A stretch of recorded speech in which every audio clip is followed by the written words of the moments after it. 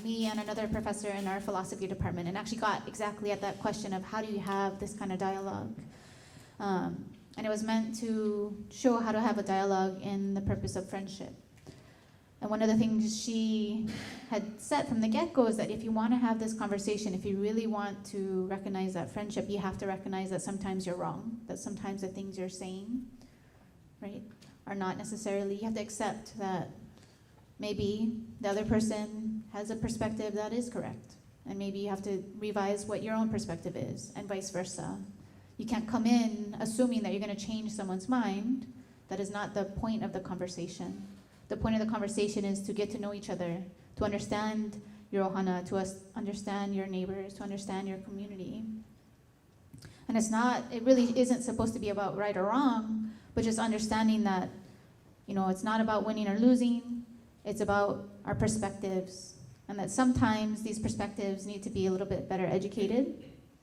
And I think we're in that process of having these conversations and educating ourselves on the realities of what's taking place on Mauna Kea. When we talk about contaminating the water, when we talk about damaging the environment, it's so disheartening to hear that stuff. Because look at the people up here. How many of us would you imagine is just going up there and saying, we don't care. We're just going to throw our rubbish. We just go and do whatever, no matter. None of us. To say that the people that are working up there knowingly go up there and damage that environment is terrible, right?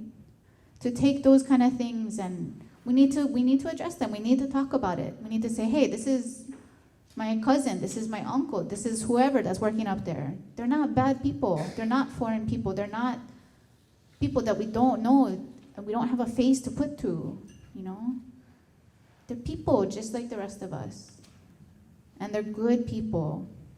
And I think by having that conversation, without the goal of needing to convince anybody of anything, but just trying to say, who are you as a person? What kind of person are you?